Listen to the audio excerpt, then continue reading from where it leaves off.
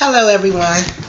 My name is Monica. For those of you who don't know me, um, I elected to do this video because I've been looking at a lot of posts on Facebook that were a little nerve-wracking, a little stressful, um,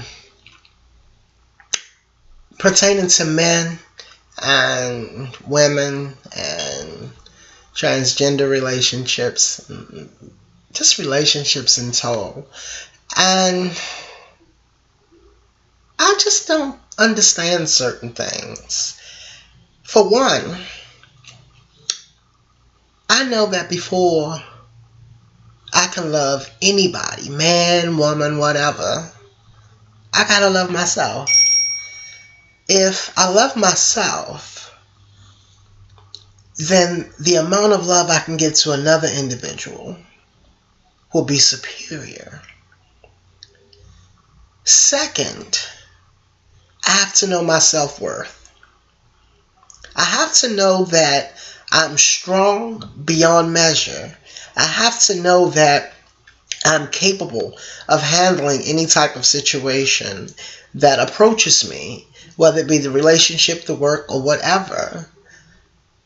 Third, I'd have to be mentally strong, because being mentally strong sets you up so that when those challenges come that you have to face, when they do come, your mentality will handle it like an adult, like a sophisticated person. I say these things because I see so many times, day in and day out, people, male and female, going through relationship issues. They bring them to Facebook. They talk about how bad the other person was, and my baby mother this, my baby father that, this, that, and the third. First and foremost, if you have a baby mother, whether you two get along or not, there should be an overall amount of respect for her, because she's the person that has to take care of your kid. There should be an overwhelming amount of love for her because she carried your seed. Baby mothers, there should be a large amount of respect and love that you have for him, because this is not an issue where you two joined a union, separated the union, and nothing was there. You two created something that only you two could have made, that child. And with that, there has to be some type of respect between one another. Even if your relationship didn't work, relationships break all the time.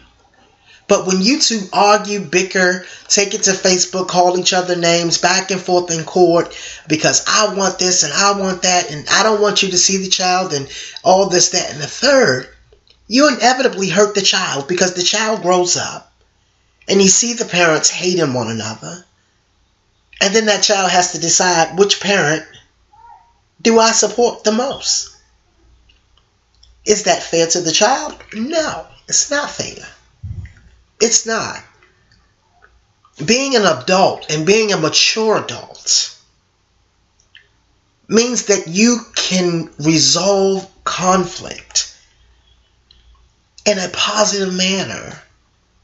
Of course we get hurt. Now, don't get me wrong. I understand that sometimes we do things in our relationships where the other party has hurt us and we're bicker about it and we're angry about it. But I'm not telling you to forgive them and take them back.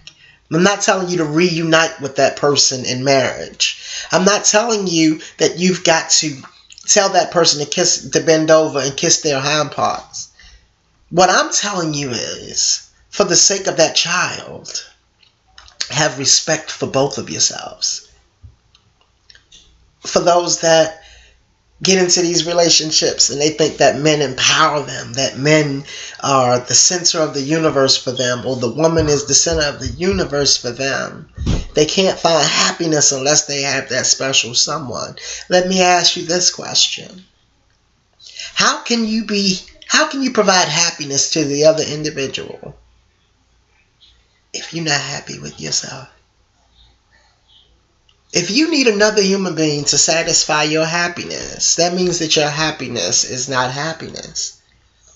You're living a false lie. That's the truth. You're living a lie.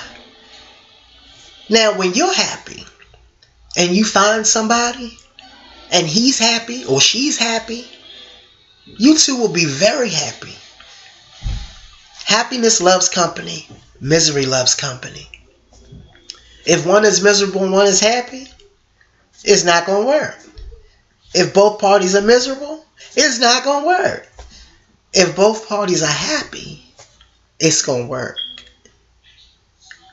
Both of you have to love one another, respect one another, communicate with one another. And I'm not talking about grab your phone and sending text messages and you're in the same house together.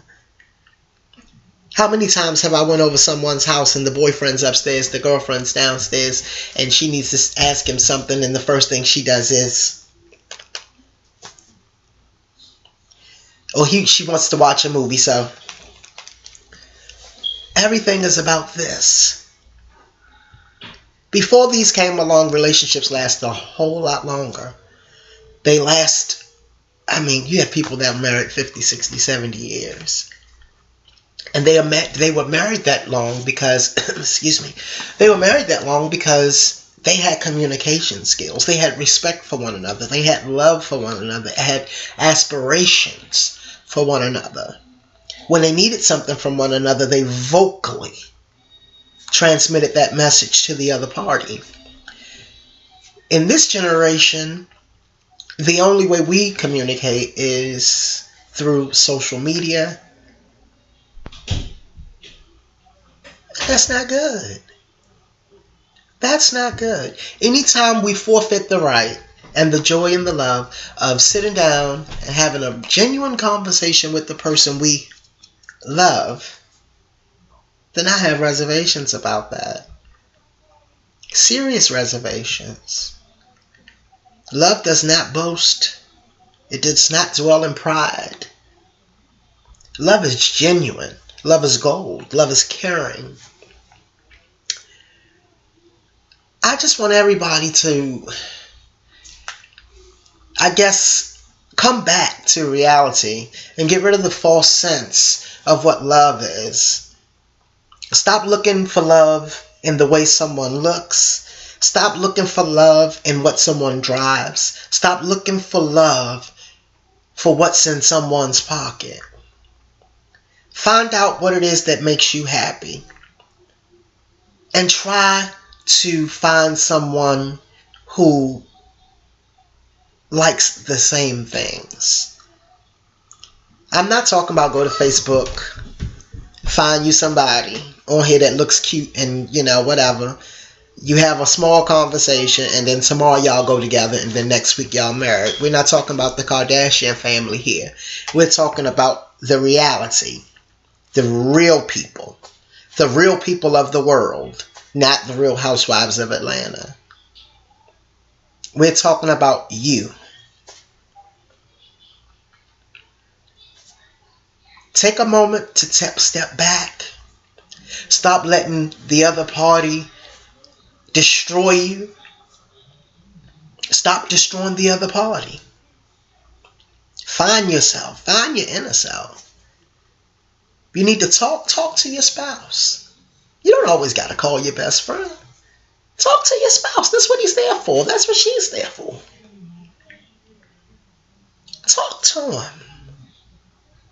Baby, my day was awful. What do you think about this? We don't even do that.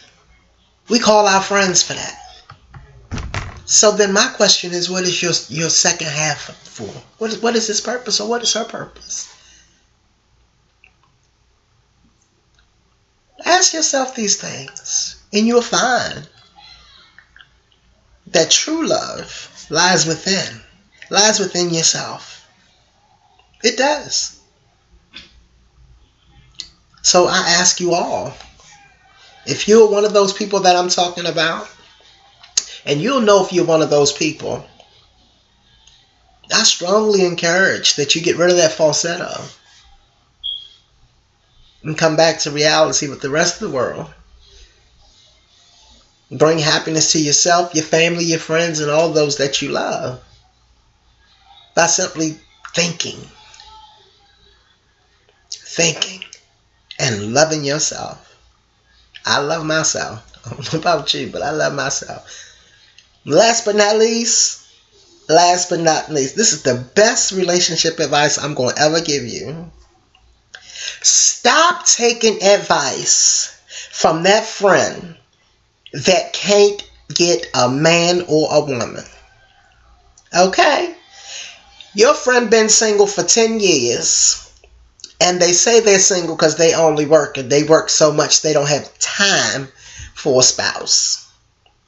But they always up in your relationship.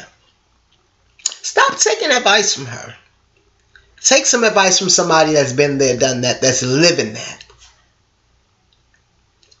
Because if you take advice from a person that ain't got what you got, there just might be a little bit of jealousy and a little bit of envy is there.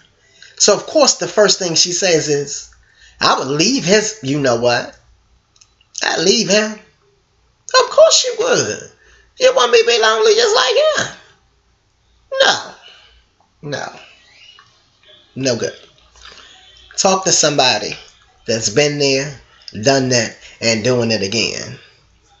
Once again, my name is Monica. I thank you for taking the time to look at my video. Be good. God bless. Bye-bye.